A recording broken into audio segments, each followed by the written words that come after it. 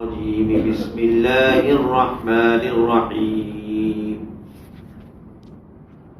وإذ قلنا للملائكة اسجدوا لآدم فسجدوا إلا إبليس أبى واستكبر وكان من الكافرين۔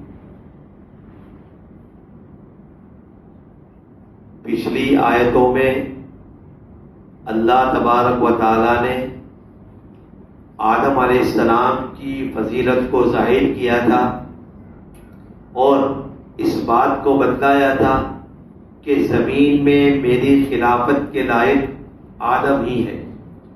فرشتوں نے نیاز مندانہ طور پر، عاجزی کے طور پر کہا تھا کہ اللہ، ایسی مخلوق کو آپ کیوں پیدا کر رہے ہیں جو فساد بچائیں گے اور خونریزی کریں گے؟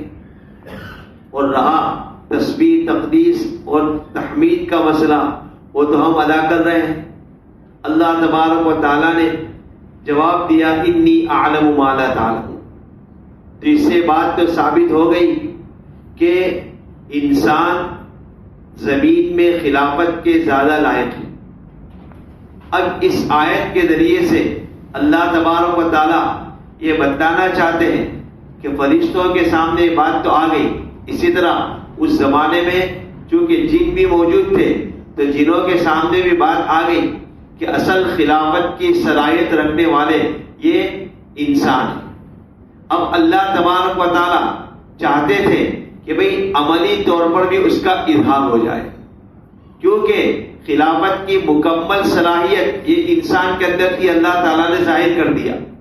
فرشتوں کے اندر بھی کچھ صلاحیت تھی اور جن کے اندر بہت کم تھی، اس لیے ان کی صلاحیت کو ظاہر کرنے کے لیے عملی طور پر بھی ایک ایسی بات بیان کی کہ جس کے ذریعے سے لوگوں کے سامنے حضرت آدم علیہ السلام کا انسانوں کا سب سے افضل ہونا ثابت ہو جائے۔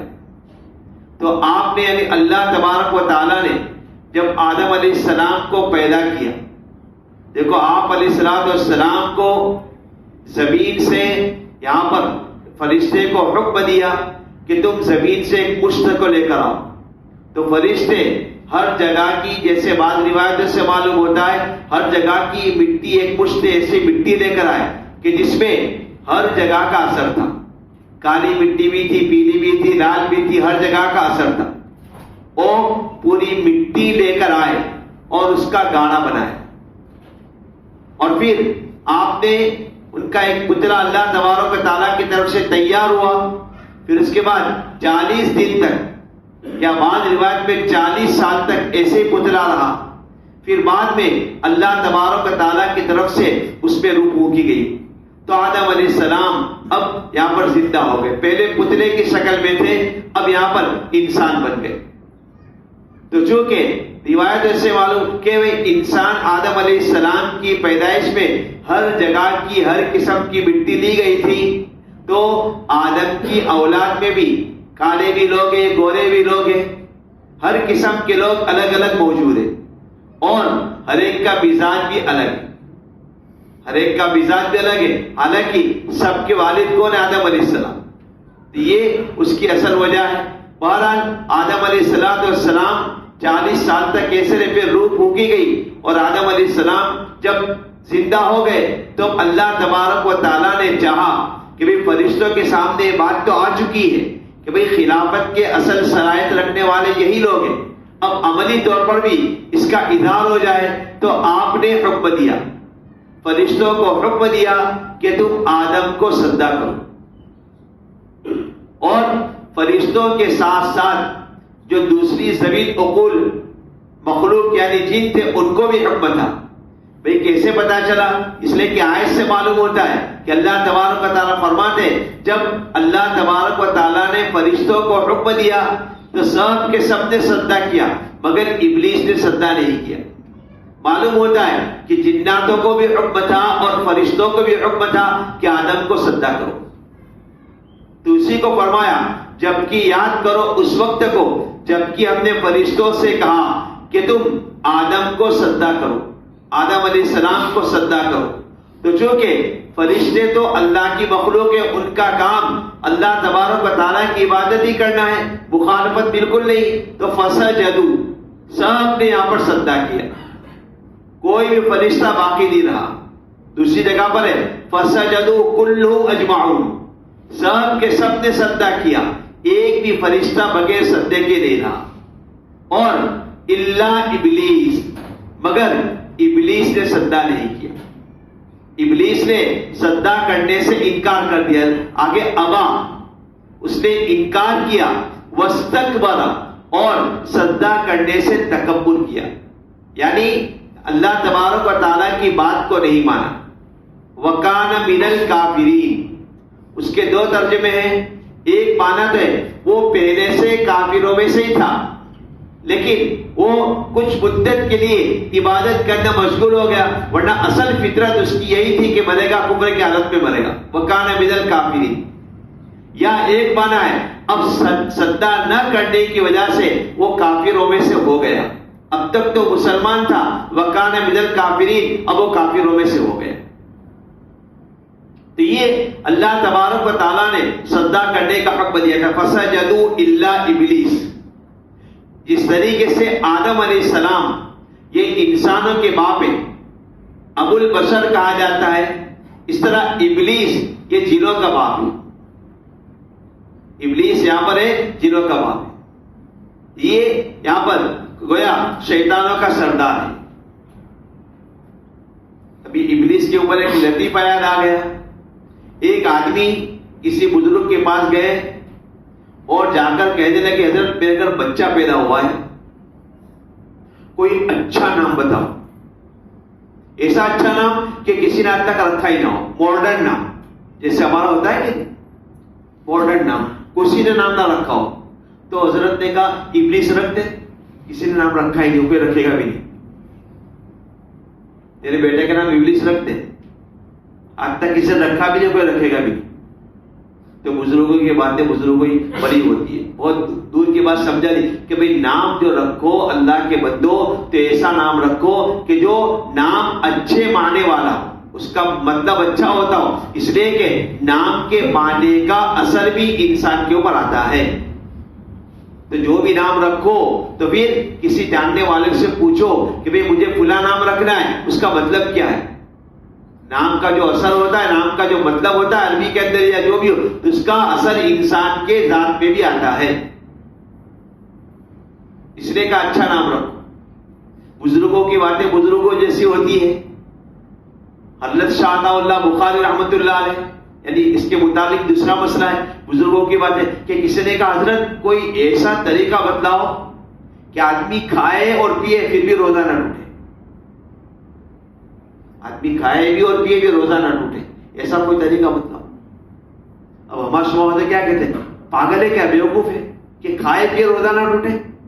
لیکن حضرت تھوڑی دیر خاموش رہے، پھر کہا کہ ہاں ہاں ہے طریقہ، کہ کیا کہ ایک آدمی کو یہاں پر تیار کر دے، وہ تیرے سر پہ جوتا مارے، برابر جوتے، تو جوتے کھاتے جا، اور اس کے اوپر غصہ ہے تو غصے کو پیتے جا، تو کھائے گا بھی پیے گا بھی، روزہ نہیں ٹوٹے گا۔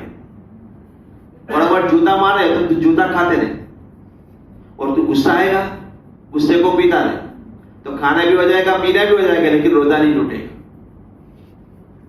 تو بزرگوں کی باتیں جو ہوتی ہے تو بزرگوں جیسی ہوتی ہے۔ بہرحال ابلیس کے اوپر تو ابلیس نے سجدہ نہیں کیا، تو سجدہ نہ کرنے کی وجہ سے وہ یہاں پر اس نے انکار کر دیا اور اس نے تکبر کیا، تو کافروں میں سے ہو گیا۔ اب یہاں یہ کہ ابلیس نے جو سجدہ نہیں کیا تھا تو کافروں میں سے ہونے کی وجہ کیا ہے؟ اس لیے کہ اس نے اللہ تبارک و تعالیٰ کے حکم کو نہیں مانا، اللہ تبارک و تعالیٰ کے حکم کا انکار کیا۔ یہ بات سمجھنے کی ہے کہ شریعت کا کوئی حکم انسان اگر عمل نہ کرے، لیکن اس بات کا دل میں یہ ہو کہ بھئی یہ میرے خدا کا حکم ہے، لیکن وہ یہاں پر سستی کی وجہ سے، کاہلی کی وجہ سے اس کے اوپر عمل نہیں کرتا ہے۔ جیسے نماز پڑھ دے، نماز پڑھنے کا حکم ہے، نماز نہیں پڑھتا لیکن یہ جانتا ہے میرے پروردگار نے مجھ پر فرض کی ہے، تو وہ گنہگار، فاسق اور فاجر تو شمار ہوگا، کافروں میں اس کو شمار نہیں کیا جائے۔ لیکن اگر اس آدمی نے نماز کی فرضیت کا انکار کر دیا. اس آدمی نے نماز کی فرضیت کا انکار کر دیا کہ نہیں نماز فرض ہے ہی نہیں, روزے فرض ہے ہی نہیں, یہ انکار کر دیا تو کافر ہو جائے گا. کیوں؟ اللہ کے حکم کو نہ مان کر انکار کر کے گویا اللہ کے حکم کی مخالفت کی اور اللہ کا دشمن اللہ کے مقابلے میں آ گئے کہ بھئی نماز فرض ہے ہی نہیں انسان پر, روزے فرض ہے ہی نہیں. اس طرح انکار کرنے والا کافر ہو جاتا ہے. تو یہاں پر بھی شیطان نے گویا انکار کیا اور تکبر کیا کیا کہ بھئی میں آدم سے بڑھ کر ہوں, تو آدم اس لائق نہیں ہے کہ میں اس کو سجدہ کروں, بلکہ دوسری زبان میں وہ مجھے سجدہ کرے. اور پھر آگے بتایا کیا کہ وہ مٹی سے پیدا ہوا اور میں تو آگ سے پیدا ہوا ہوں, تو میں بڑھ کر ہوں, تو آدم مجھے سجدہ کرے نہ کہ میں ان کو سجدہ کروں. تو جب اللہ کے حکم کو نہیں مانا تو اللہ تبارک و تعالیٰ نے اس کو کافروں میں سے بنا دیا. اب یہاں ایک کہ بھئی سجدہ کرنے کا حکم آدم علیہ السلام کو دیا تھا, فرشتوں کو حکم, حالانکہ غیر اللہ کو سجدہ کرنا تو یعنی اللہ تبارک و تعالیٰ نے منع فرمایا ہے کہ اللہ کے علاوہ کسی کو سجدہ کرنا جائز نہیں. پھر آدم علیہ السلام کو فرشتوں کو سجدہ کرنے کا حکم کیوں دیا؟ علماء نے اس کا جواب دیا ہے کہ بھئی یہ سجدہ تعظیمی تھا. سامنے والے کی عظمت کو دل میں رکھ کر سجدہ کرنا سجدہ تعظیمی, اور اگلی امتوں میں اس طریقے سے سجدہ تعظیمی جائز تھا. سامنے والے کی تعظیم کرتے ہوئے سجدہ کرنا, یہ ان کے نزدیک سجدہ کرنا ایسا ہی تھا جیسے کہ ہمارے نزدیک سلام کرنا, مصافحہ کرنا اور بزرگ کے ہاتھ کو بوسہ دینا, یہ تھا. اس طرح ان کے نزدیک تعظیم یہی تھی. امام ابو بکر جساس راضی یہی فرماتے کہ اگلی امتوں میں یہ سجدہ یہ تعظیمی سجدہ شمار کیا جاتا تھا, اور یہ سجدہ عبادت کے طور پر نہیں تھا, اس لیے کہ اللہ تبارک و تعالیٰ نے فرما دیا کہ عبادت کے طور پر تو سجدہ صرف اللہ کو ہوگا, اللہ کے علاوہ کسی اور کے لیے سجدہ نہیں ہوگا. تو یہ تعظیمی سجدہ تھا, عبادت کے طور پر نہیں تھا. اگلی امتوں میں جیسے کہ سورہ یوسف کے اندر یہاں پر حکم ہے کہ حضرت یوسف علیہ السلام کے والد حضرت یعقوب علیہ السلام اور ان کے بھائی جب مصر پہنچے تو حضرت یوسف علیہ السلام کے سامنے سجدے میں گرے, وخروا سجدا, سب نے سجدہ کیا, سب نے مل کر سجدہ کیا حضرت یوسف علیہ السلام کے سامنے. تو یہ سجدہ بھی کون سا تھا؟ تعظیمی سجدہ تھا, عبادت کے طور پر نہیں تھا, تو یہ سجدہ تھا. لیکن امت محمدیہ میں چونکہ آخری امت ہے اور اس سجدے کے اندر اب آگے جا کر کفر کا خطرہ ہو سکتا تھا, تو اس امت کو حکم دے دیا کہ اب تعظیمی سجدہ بھی کسی کو جائز نہیں, کسی کے سامنے تعظیمی سجدہ کرنا بھی جائز نہیں, یہ حکم دے دی. اور اس کی دلیل کیا ہے؟ بھئی اب یہ حکم منسوخ ہو گیا کہ 20 صحابہ کرام سے یہ روایت منقول ہے کہ اللہ کے نبی صلی اللہ علیہ وسلم نے ایک موقع پر ارشاد فرمایا کہ اگر میں اللہ کے علاوہ کسی کو سجدہ کرنے کا حکم دیتا تو میں بیوی کو حکم دیتا کہ اپنے شوہر کے سامنے سجدہ کرے, لیکن چونکہ اللہ کے علاوہ کسی کے سامنے سجدہ کرنا جائز نہیں ہے تو پھر اب بیوی کے لیے بھی جائز نہیں ہے کہ شوہر کے سامنے سجدہ کرے.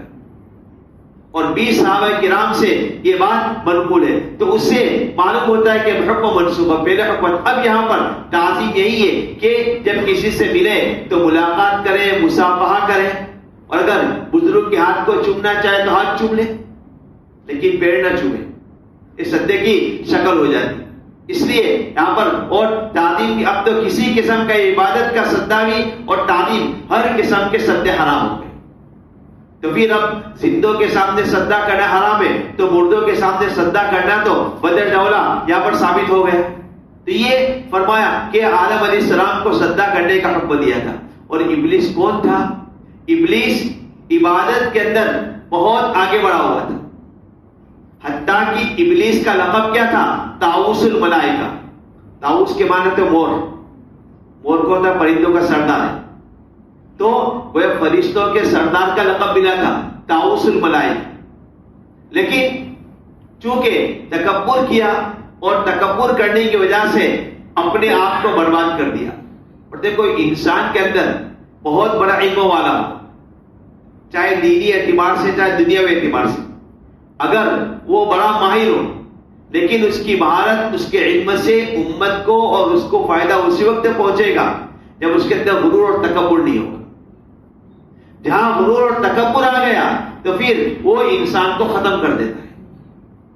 اور خاص کر کے دینی معاملے میں اگر اس کے اندر بڑائی آ گئی کہ میں کچھ ہوں، یہ میں کچھ ہوں والا جو اگر آ گیا دل میں تو انسان کو برباد کر دیتا ہے.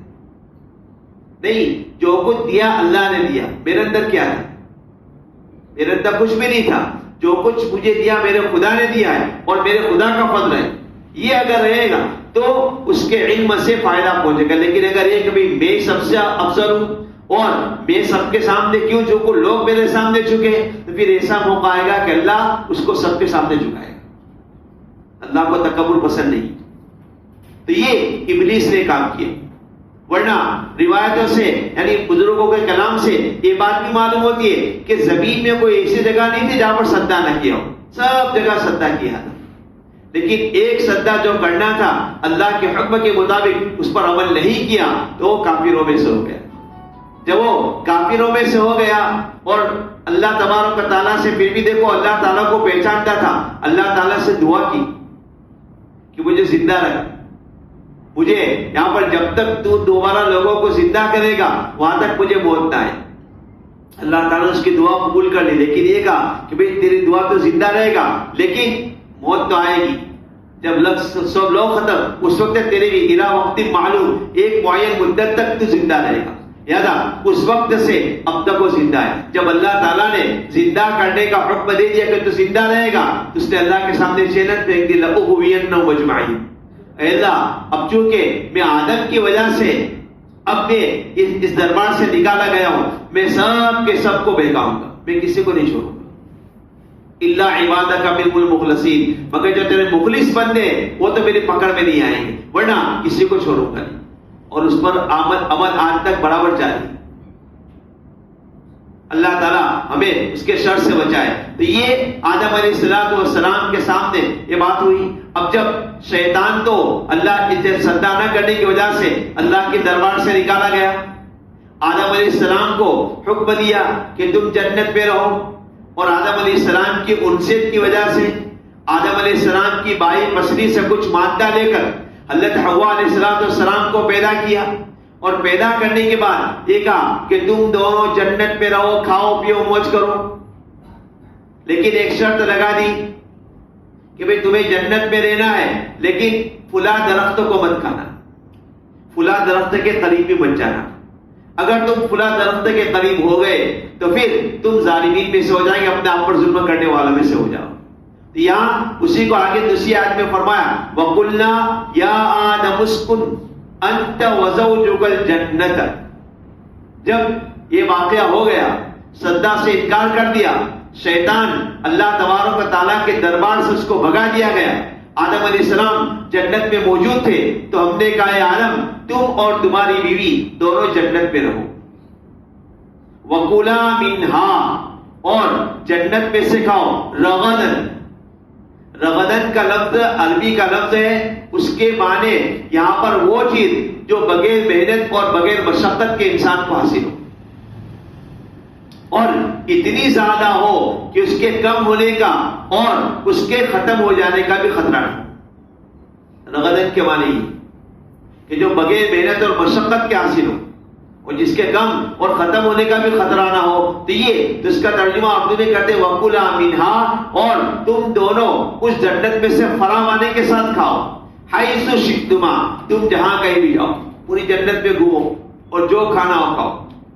لیکن وَلَا تَقْرَبَا هَٰذِهِ الشَّجَرَةَ، اس درخت کے قریب بھی مت جانا. ایک درخت کی طرف اشارہ کر دیا، یہ درخت ہے اس کے قریب مت جانا.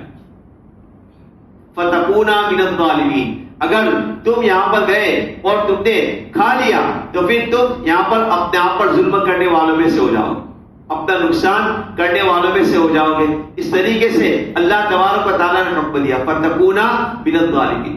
دیکھو آدم اور حوا علیہ السلام دونوں کو رہنے کا حکم دیا. اسکن انت وزوجک. علماء مفسرین کیسے کیسے نکتے بیان کرتے ہیں کہ اللہ تبارک و تعالیٰ نے نہیں فرمایا کہ اسکن عربی کا لفظ ہے کہ تم دونوں رہو جنت میں، بلکہ تم اور تمہاری بیوی دونوں جنت میں رہو. لفظ استعمال کیا. اس سے یہاں پر علماء نے مسئلہ بیان کیا ہے کہ بھئی مکان دینے کی ذمہ داری عورت کو شوہر کی ہے. بھئی شوہر کی ذمہ داری آتی ہے کہ عورت کو رہنے کے لیے مکان دے. اور انت وزوجک کے کل یہ بھی اشارہ کر دیا کہ بیوی شوہر کے تابع ہے رہنے کے اندر. شوہر جہاں رہے گا وہاں پر بیوی رہے گی. بیوی کہہ کے نہیں میں تو تیرے سے الگ رہوں گی نہیں چلے گا. یہ دونوں چیزیں معلوم ہو گئی. مکان کی ذمہ داری شوہر کی ہے, شوہر مکان دے گا, اور بیوی یہ شوہر کے تابع رہے گی. جہاں شوہر رہے گا وہاں پر بیوی رہے گی. اس کو انت یہ ایک اس جملے سے یہ نہیں کہا تم دونوں رہو, بلکہ تم اور تمہاری بیوی دونوں رہو. جملے کے اعتبار سے فرق ہو جاتا ہے. تو تم اور تمہاری, اور پھر کیا کہا کھاؤ پیو جہاں کہیں, اور اس درخت کے قریب بن جانا. یہ درخت کون سا تھا؟ تو اس درخت کے بارے میں نہ حدیث کے اندر کوئی تذکرہ ہے اور نہ یہاں پر قرآن پاک میں اس کا تذکرہ ہے. پھر بعد مفسرین نے کہا کہ وہ گندم کا درخت تھا, بعضوں نے کہا انجیر کا درخت تھا. لیکن صحیح بات یہ ہے کہ جب اس کا تذکرہ نہیں کیا, متعین نہیں کیا, تو ہمیں بھی متعین کرنے کی ضرورت. ایک درخت تھا اور کہا اس درخت کے قریب مت جانا. قریب نہ جانے کا مطلب کیا تھا؟ یعنی درختوں کو کھانا مت, درخت سے مت کھانا. لیکن چونکہ آدمی جب قریب جاتا ہے تو اس کے اندر مبتلا ہو جاتا ہے, تو اصل مقصد یہ تھا کھانا مت. لا تقربوا, جیسے قرآن پاک میں یہاں پر لا تقربوا الزنا, زنا کے قریب بن جاؤ.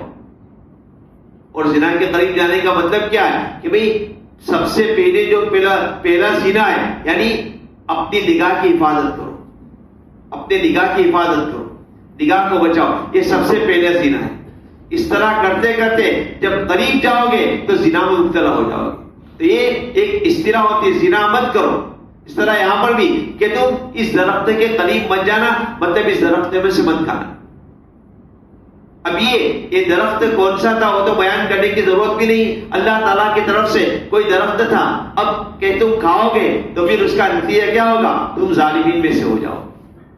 یہ اللہ تبارک و تعالیٰ نے آدم علیہ السلام کو اور حضرت حوا علیہ السلام کو حکم دیا تھا.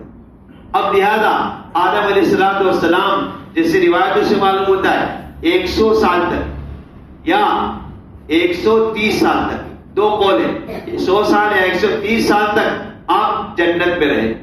لیکن شیطان تو تھا ہی دشمن, اور چاہتا تھا کسی طریقے سے ان کو جنت سے نکالے. تو پھر اس نے اپنے کرتب دکھائے اور وہ کام کیا کہ جس کی وجہ سے آدم علیہ السلام جنت سے دنیا میں تشریف لائے. اور آدم علیہ السلام کا دنیا میں تشریف لانا یہ بھی انسانوں کے لیے فضیلت کی چیز ہے. اس میں بھی انسانوں کے لیے مصلحت ہے. وہ واقعہ کل پڑھیں گے انشاءاللہ. تو یہاں پر یہ کہ آئے تھے تو آدم اکیلے, جنت سے آدم اکیلے آئے تھے, لیکن ایک جنب غفیر کو اپنی امت میں سے ایک بڑی جماعت کو لے کر جنت میں داخل ہو. جمعہ کی فضیلت کے اندر بہت ساری چیزوں میں سے ایک فضیلت یہ بھی ہے کہ اسی دن آدم علیہ السلام کو جنت سے نکالا گیا. آدم علیہ السلام کو جمعہ کے دن جنت سے نکالا گیا. تو پھر یہی سوال کہ بھئی جنت سے نکلنا تو کوئی فضیلت کی چیز نہیں. تو کہا بھئی اس لیے فضیلت کہ آئے تھے تو اکیلے, اور پھر دنیا میں انسانوں نے مشقت برداشت کی, اللہ تبارک و تعالیٰ کے حکم پر عمل کیا, اور پھر سب پوری جماعت یہاں پر جائے گی. تو ان پوری جماعت کا جنت میں داخل ہونے کا سبب کون بنے؟ آدم علیہ السلام. تو آدم علیہ السلام کا جمعہ کے دن نکلنا ہے فضیلت کا سبب. بہرحال یہ آدم علیہ السلام کا واقعہ اس طریقے سے ہوا, اور شیطان بھی تھا, وہ اپنا کام کرنے والا تھا. 130 سال کے بعد پھر وہ کام ہوا جس کی وجہ سے شیطان اپنے مقصد میں کامیاب ہو گیا, اور آدم علیہ السلام جو اللہ تبارک و تعالیٰ نے جو نظام بنایا تھا, جو حکمت تھی, اسی کے مطابق کوئی کام اللہ کی حکمت کے خلاف نہیں ہوتا. یہی حکمت تھی. بہرحال اس کے بعد آدم علیہ السلام جنت سے